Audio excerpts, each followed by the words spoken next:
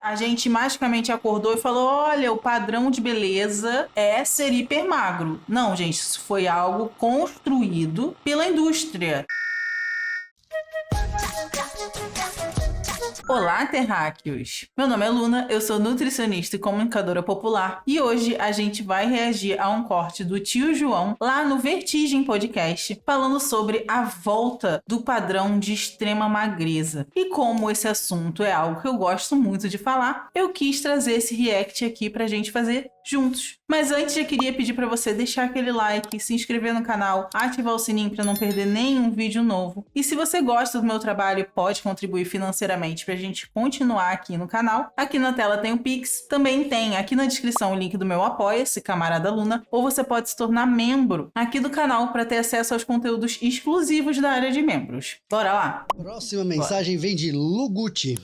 João, sendo testemunha da internet primordial, como você se sente vendo o padrão de magreza impossível voltando do mausoléu do Tumblr para nos assombrar? Do mausoléu do Tumblr para nos o quê? Para nos assombrar. Eu gostinho que é dos primórdios da internet. Cara, assim, né? É aquela coisa. As coisas são muito mais cíclicas do que a gente imagina num primeiro momento. E aí, gente, pra eu não mentir sozinho, né, a gente tem o Kenji aqui que estuda estética, e aí eu vou aproveitar e já vou contar pra vocês. Não... Kenji estava aí também? Cadê Kenji? Meu amigo Kenji não está aparecendo aqui, mas te amo, amigo. Viu? Tu sabe muito de estética, realmente. Vamos conversar sobre isso. Compre curso do Kenji hoje, tá? Não compre curso do Kenji hoje. A gente até falou sobre essa questão no programa com o Kenji, sobre essa magreza extrema. O Kenji, cara, vai trazer o curso de estética dele, que tá espetacular. A gente teve a oportunidade de ver antes, então eu já vou fazer esse plug aqui, porque eu acho que é muito importante, um dos produtores mais importantes que a gente tem no nosso campo. Sim. Um cara que ele sabe a admiração que eu tenho por ele, eu tô aqui falando com ele e pessoalmente, mas assim, porra, velho, quantos milhões de cheques eu já fiz com o Kenji, e é uma coisa de louco a capacidade que ele tem, e ele tá aqui pra eu não mentir sozinho. Padrões de beleza se repetem temporalmente muito mais do que a gente às vezes imagina. Sim, sim. Estamos falando o que aqui? De padrão de beleza. De como o padrão de beleza é cíclico. De como ele vai e volta. A gente viu isso no vídeo que eu fiz ensaio sobre padrão estético. Como é que a elite influencia no padrão estético para que os trabalhadores nunca se encaixem nele. Então vou deixar aqui o card para vocês verem porque eu falo um pouquinho de como é que essa moda da hipermagreza voltou a acontecer e que isso muito provavelmente vai mudar a partir do momento que a maior parte da população tiver acesso a medicamentos emagrecedores que estão sendo popularizados agora. Eles mudam um padrão para a gente nunca atingi-lo. O heroin chic, quando ele volta, ele não chega, ele volta. O que muda é o nome heroína. Tá? A ideia de um padrão de beleza de mulheres esquálidas e semi-mortas já existiu antes e já existiu outras vezes na história. Então, assim, não me surpreende, e 2, a gente tem que entender que certas superestruturas são, no mínimo, sobredeterminadas. Sim. Muitas vezes elas estão sendo diretamente determinadas pelo modo de produção e muitas vezes elas estão sendo sobredeterminadas. O que significa dizer? Significa dizer que outras esferas sociais estão determinando ela conjuntamente com a economia. Não há surpresa nenhuma que num momento em que a gente tem um avanço da indústria farmacêutica para a venda de um novo remédio que traz magreza, que a gente tenha a volta de um padrão estético que seja compatível com isso. A gente tem que entender que os lobbies estão ligados e que a esfera da cultura, ela serve como esfera de propaganda ideológica e de manutenção econômica. Gente, isso é muito real, né? Tanto que a gente vê claramente nos filmes do Wicked como é que no primeiro filme, a Ariana Grande e a outra atriz, que eu esqueci o nome agora, Cynthia, as duas estavam, assim, magras, mas magras. Nada absurdamente magro. Agora, nesse filme, nesse segundo, elas estão, assim, cadavéricas. Literalmente cadavéricas. E é isso que o tio tá falando. Isso um dia já foi o padrão de beleza. E agora tá voltando. Como se isso fosse sinônimo de saúde. Porque existiu um avanço que trouxe as canetas emagrecedoras, que a gente também tem um ensaio só sobre elas. Vou deixar o card aqui. Falando sobre as consequências que muitas vezes as pessoas não falam. Falando sobre o problema de você só tomar a caneta emagrecedora sem estar prescrito, sem ter um profissional e sem ter um acompanhamento multidisciplinar, principalmente. E isso é uma coisa que vai e volta com o tempo. Olha a pergunta do Gabernel, tá? Gabernel mandou R$5 e perguntou. Pergunta importante, hein? De todos os líderes e pensadores de esquerda, qual tu considera mais gato? Geralmente respondem Che e Stalin. Pô, Che, belíssimamente belíssimo, né? Qual o mais gato? Talvez Che Guevara, em primeiro lugar. Não gosto muito de ranquear pessoas, né? Mas enfim, temos aí em segundo lugar, provavelmente, Thomas Sankara, né? E as mulheres? Exatamente. Vamos ter que fazer, assim, tem muita gente bonita no comunismo, né? Só é feio quem é liberal. Frida, belíssima. Várias mulheres belíssimas. Várias mulheres belíssimas. Veio não ser comunista, exatamente. Então, assim... voltou a crescer o número de fumantes jovens. Exato. O Kenji sussurrou ao longe, no caso, voltou a crescer o número de fumantes jovens. Isso é importante. Isso é importante. Exatamente. De novo, mais uma vez. Isso. Fumantes jovens no momento, mais uma vez, subindo. Sabe? Então, assim, é óbvio que num momento em que se tem a possibilidade de um lucro estratosférico com isso, Sim. vai voltar, né? A gente tem que entender também que historicamente a gente se distanciou muito de certos padrões que eram a excepcionalidade de uma determinada sociedade, principalmente em sociedades pré-industriais, onde esses padrões vão se formar de uma outra forma, para uma tendência de padrões de beleza muito mais ligados à sobredeterminação econômica e social do que propriamente um padrão de beleza cultural que vem chegando de um canto ou de outro, gente. Sim. Traduzindo o que o Tio tá falando, quer dizer que não foi algo natural que a gente magicamente acordou e falou, olha, o padrão de beleza é ser hiper magro. Não, gente, isso foi algo construído pela indústria. Não foi culturalmente, foi pela indústria, pelo social. E como o tio tá falando, pelo meio de produção, porque, gente, tudo é político. E a gente está sobre a lógica do capitalismo. Logo, até os padrões de beleza são ligados a esse modo de produção e são uma mercadoria. Porque quem pode pagar o Ozempic vai ser magérrimo e vai falar que é mais bonito, não é, Maia Massafera? E quem não tem dinheiro para ter acesso a esse tratamento, que é caríssimo, não é todo mundo que tem acesso, que pouquíssimas pessoas estão conseguindo ter e que está sendo banalizado, falsificado, tudo por conta de um padrão estético que foi imposto e que eles mudam ao bel prazer pra gente não se encaixar mais. Não tem como a gente não falar que tudo é político e não tem como a gente falar que isso foi algo natural. Porque não foi. Além do mais, como o tio falou, a indústria farmacêutica é uma indústria milionária. Imagina você encontrar um remédio que é para diabetes. Ou seja, já encontrou uma parada que é bizarro de foda. Um remédio para diabetes. Não é qualquer coisa. Além disso, o efeito colateral do remédio é o emagrecimento. Gente, era tudo que a indústria farmacêutica queria. Ou seja, isso significa um rio de dinheiro. Dinheiro que a gente nunca vai ver na vida. Que os trabalhadores que devem, assim, ralar para produzir o Ozempic, que os pesquisadores, inclusive, que descobriram o Ozempic e as canetas emagrecedoras, não devem estar ganhando 1/30 do que as indústrias que fabricam esses remédios estão ganhando. Essa é a verdade. A Britney Spears foi considerada gorda nos anos 2000, gente. Não sei vocês, mas eu, como uma adolescente dos anos 2000, que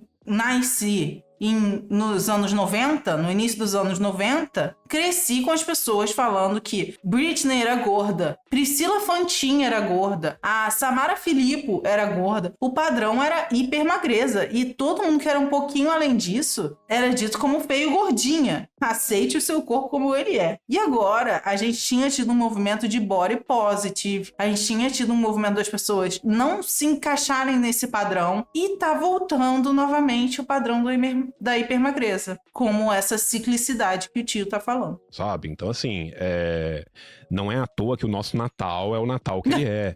Sabe? A gente tem a agradecer ao nosso Natal, não é só a Coca-Cola, a gente tem a agradecer ao nosso Natal a realeza inglesa, que decidiu vender as coisas de Natal, entende? Então, assim, tem certos processos sociais hoje em dia que a gente tem que entender que eles estão muito mais ligados ao modo de produção e à esfera de reprodução desse modo do que outros estão. Assistam a Modista do Desterro, que tá fazendo vários vídeos sobre o Natal, suas origens, a origem da ceia, a origem de tudo, como era o Natal em 1500, como era o Natal na Idade Média, e ela tá desmontando vários mitos e ela é muito braba, então assistam, que eu tô aprendendo muito, então vocês assistam e aprendam também. O Natal, que a gente sabe aqui, ó, esse Natal aqui, ó, de gorro vermelho na cabeça, dos filmes de Natal, as luzinhas penduradas na casa, a árvore de Natal, isso foi uma invenção.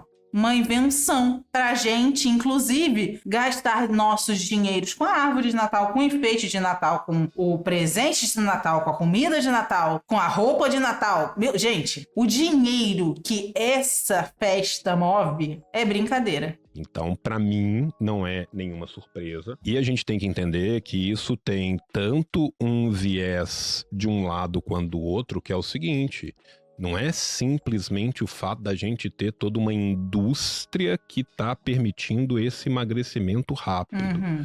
Nós também estamos diante de uma sociedade que está vivendo a sua terceira onda de opiáceos, como é a sociedade americana. Total. E eu vi um meme, que não é um meme, né? Que é a maior realidade do mundo, que mostra que as pessoas não tem problema com a agulha, né? O problema não é a agulha, não é o medicamento, não é a saúde. Porque a galera tava com medo de tomar vacina, porque tinha acabado de ser criada, e os caralho a quatro, mas o Ozempic falsificado tá injetando como se nada tivesse acontecido. Então o problema nunca foi medicamento, o problema nunca foi esse, gente. Além dessa coisa dos opioides que o tio tá falando, a gente tem que pensar que a gente vive numa sociedade aonde os índices de obesidade estão cada vez maiores, porque as pessoas não têm tempo de cozinhar, não têm dinheiro de comprar comida de qualidade, não tem tempo nem disposição para fazer exercício físico. As pessoas não têm tempo nem dinheiro para lazer. Então, isso tudo constrói um ambiente que favorece que as pessoas tenham obesidade, principalmente se essas pessoas forem da classe trabalhadora e trabalharem em uma escala 6x1. Principalmente se elas forem da classe trabalhadora e conviverem com insegurança alimentar. Então, isso também segrega, isso também mostra essa desigualdade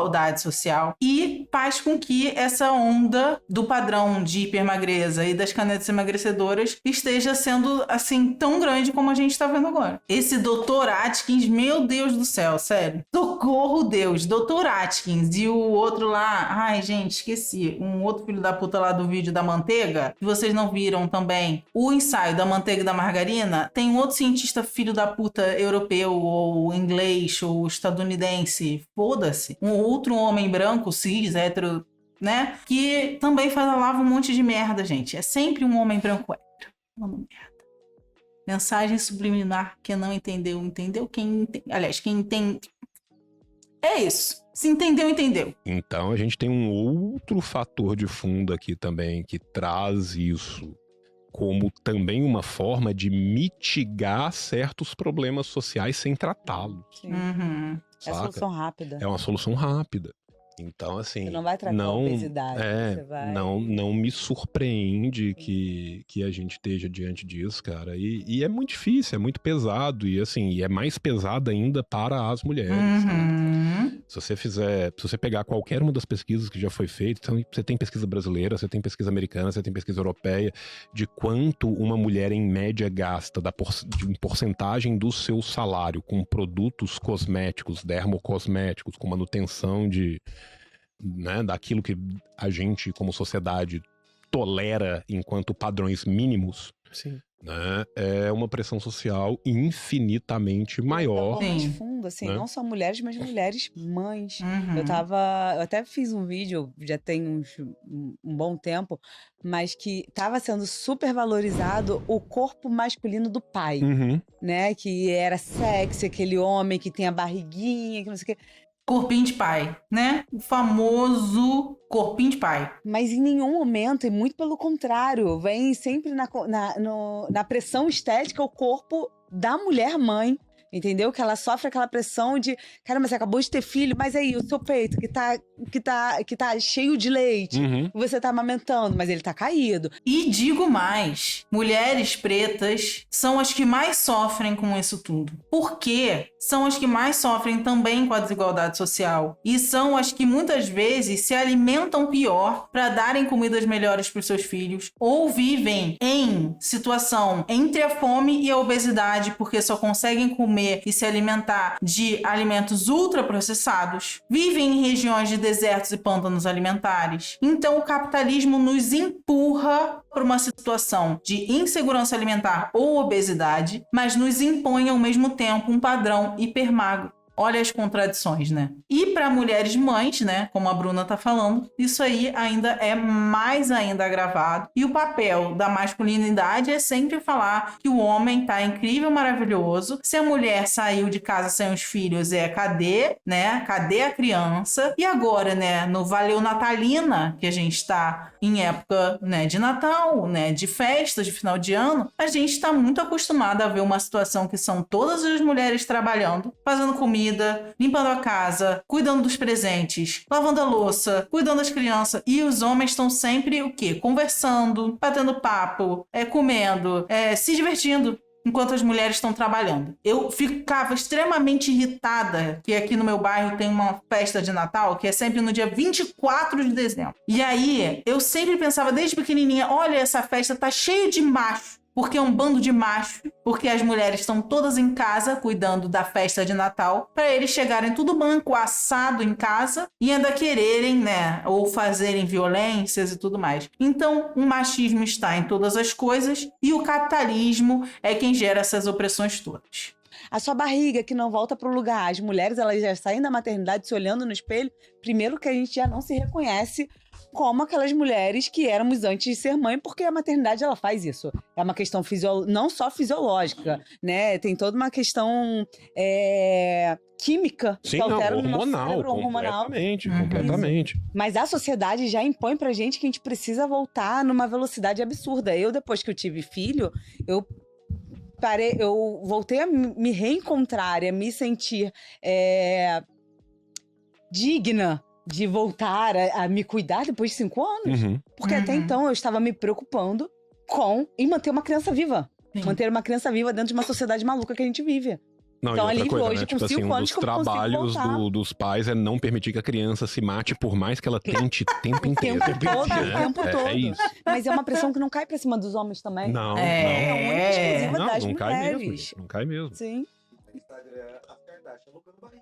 No Instagram, as Kardashians não têm barriga. Eu acho que foi isso que o Kenji falou. Eu tô aqui, ouvindo ele lá do fundo. Exatamente. Sim. Não, e assim, Sim. e as grandes influências brasileiras têm dinheiro pra fazer cirurgia. Sim. As grandes influências brasileiras têm dinheiro para ter um cirurgião plástico na sala de parto e já sair do parto com a lipoled. Já saiu do parto com uma lipoled. LED. Então, assim, a gente não pode se comparar com essas pessoas e achar que a gente vai atingir o mesmo objetivo, porque a gente é pobre, gente. A gente é trabalhador, fudido. A gente não tem esse dinheiro, tanto para pagar tudo isso de procedimento estético, pagar o que eles pagam de comida, ter tempo e gente para ajudar eles em tudo. Aí é muito fácil. É muito fácil. Exatamente. E não Então, vou assim, demonizar isso não, porque eu fiz, tá? Não, sim, mas o que eu tô te falando assim, é o nível que essas mulheres têm pra voltar, porque assim, porra, cara, beleza, pô, a fulana de tal que tem 200 trilhões de seguidores, tá com o seu six-pack refeito 3 meses depois da gravidez. Exatamente. Ah, beleza, então agora me conta, eu tenho dinheiro pra ter o chefe dedicado, a nutricionista, o fisiatra, ou não sei o que, ou não sei o que. A responsabilidade de quem também tá comunicando E isso, os 3 cirurgiões, saca? Sim, a Pois falta é. de responsabilidade de quem tá comunicando isso como se fosse algo fácil e ao alcance de qualquer pessoa. Sim, e aí não você é, cria gente, uma é cultura totalmente de- surreal, Sim. sabe? E aí você... Voltei. Irresponsabilidade é o nome disso, gente. Irresponsabilidade. Minha barriga tá ótima, tô linda. É isso, é isso. Uhum. Se você não consegue, Foi isso que eu falei. Eu demorei 5 anos pra voltar a conseguir me cuidar. E aí eu tava em obesidade nível 2, já indo pro 3. E aí foi quando a médica virou e falou: Bruno, olha só, teus exames estão caóticos. Isso aqui é questão de sobrevivência, saúde, né? de saúde. E aí a gente começou a todo um trabalho multidisciplinar, porque não foi só um trabalho com endocrinologista. Isso. Ela tinha acompanhamento com psicóloga. Uhum. Me fez, ó, você tá tendo acompanhamento com a sua psicóloga direitinho? E seu psiquiatra? E seus remédios psiquiátricos? E aí é todo um trabalho Uhum. multidisciplinar pra que eu voltasse a me reencontrar de uma forma com saúde, etc. Mas foi um tempo absurdo. Não, gigante e pra assim, eu conseguir e a gente chegar já onde vive cheguei. numa sociedade que, tipo, o corpo humano é proibido. O que são Sim. buscados são sempre corpos super-humanos, Sim. né? Super-humanos. Super-humanos. São corpos Exatamente. que não são mantíveis, né? A gente fala disso também, gente, olha aqui. Eu tô aqui, isso aqui é uma aula, basicamente. Tem outro vídeo que a gente fala desse corpo super-humano que era desejado e esperado, que foi o vídeo do IMC. Então aqui vou deixar linkado vários ensaios que, se vocês tiverem visto ou se vocês ainda não viram, assistirem, vocês vão conseguir ligar tudo isso que o tio tá falando e ver outros pontos muito além. O vídeo que eu falo também sobre obesidade, capitalismo e fome também vai mostrar o quanto esse negócio que eu falei dos ambientes obesogênicos e o quanto apenas as canetas emagrecedoras não são uma solução para a obesidade. Tem muito coisa aqui para vocês verem, muito conteúdo bom pra gente falar em cima disso, que já foi inclusive discutido e aprofundado. É muito difícil a manutenção. Você vê, por exemplo, assim, nessa questão fitness masculina, muitas vezes você tem um rio de gente, e olha que a gente com formação em educação física, a gente com formação na área, falando assim, o homem tem que manter ali entre 5 e 10% de gordura corporal. Meu irmão, 5 a 10%, abaixo de 10% de gordura corporal, Absurdo, pô. não é uma manutenção factível a Sim. longo prazo, que seja saudável para o corpo. Para além disso, normalmente a esmagadora maioria dos corpos não consegue isso sem bomba pesada Uhum. e vai conseguir isso em estados de inanição que vão dar déficit de atenção, que vão dar vários problemas. Sim. E aí vai dizer que isso é saúde, vai dizer que isso é ser saudável. Encher de bomba, encher o cu de ultraprocessado, porque eu não sei se vocês sabem, mas whey protein, barrinha de proteína, isso tudo é ultraprocessado, tá? Tudo é ultraprocessado, mas aí a gente não conta pro paciente, finge que não existe. Isso não é saudável. Encher o cu de bomba, tomar um bando de suplemento que é ultraprocessado, malhar até o seu corpo chegar a uma lesão, que é o que acontece com muitos atletas, levar o seu corpo ao limite. Isso não é saudável. Tomar um bando de bomba não é saudável. Eu acho que assim, 2025, isso devia ser um padrão. Todo mundo deveria saber disso. Mas internet, né? Internet. Por quê? o trabalhador não é Ramon Dino, e Ramon Dino só consegue no suco. Saca? É isso. E assim, e é muito diferente, mesmo o Ramon Dino, que é o puta campeão mundial da área sim. dele, se você pegar ele fora do período que Não ele é tá o em tempo todo competição, assim, né? O Kenji falou que o trabalhador não é Ramondino. O Ramondino tem dinheiro para comprar isso tudo, ter profissionais de saúde que acompanham ele. O trabalhador não tem, né? O trabalhador vai no SUS. Então, isso que o Kenji falou e a discussão é sobre isso agora. Não tá. ele não vai estar com aquele mesmo shape. E ele tem essa possibilidade porque ele tem milhões de pessoas que estão trabalhando ali. Então a gente já entra num negócio que é, né, completamente infactível desde o seu começo. Para além disso, a possibilidade de individualidade é completamente cerceada. Uhum. Tem gente que vai estar com aquilo que é chamado de obesidade, inclusive mórbida, grau 1 e 2, e com exames mais saudáveis do que um cara que tá com 15% de gordura. Sim, 1000 vezes sim. Eu já falei isso algumas vezes aqui, mas repito, vou até botar na câmera grande para falar, olhando no olho de vocês, que magreza não é sinônimo de saúde. E que você não consegue dizer se uma pessoa é saudável ou não olhando para o corpo dela apenas. Combinado? Combinado, hein, gente? Senão Papai Noel não vai levar presente. Tem gente que mesmo estando com tecnicamente abaixo do sobrepeso, vai ter mais problema de mobilidade do que um cara que tá acima. E, saca? E isso acontece. Mulheres naturalmente têm mais gordura corporal do que homens. É exigido da mulher. Se você pega o que Até é... por uma questão fisiológica Sim. mesmo. A gente Homem precisa com gerar uma 15 vida. Então Sim. a gente vai ter mais acúmulo de gordura na região do abdômen. Homem, Pra poder proteger o útero. Isso aí é... saca? Gente, os hormônios sexuais são feitos de gordura. Por isso que muitas vezes quando mulheres estão em competição ou com um percentual de gordura muito, muito baixo, elas param de menstruar. Deixa de ser saudável. A Graciane, por exemplo, eu lembro que há um tempo atrás ela falou que ela não menstruava há anos. Isso é consequência de anos de anabolizante. Isso é consequência de um percentual de gordura que não condiz com algo saudável. Você fazer com que o seu corpo pare de produzir hormônios não é algo tranquilo. Então a gente tem que impor uma barreira e um limite de até onde é saúde e até onde é apenas estética. Vou jogar esse corte no grupo da família. Dia 25 de dezembro. Toma! Se você pegar o que é um corpo feminino com 15% de gordura e um corpo masculino com 15% de gordura, completamente diferente. Sabe? E a gente vive numa sociedade que atropela tudo isso e não é uma preocupação com saúde, entende? Não. Não é uma preocupação com saúde. Então, assim, a gente tem que remar contra essa maré, saca? Mas é difícil, é uma Sim. pressão social muito grande.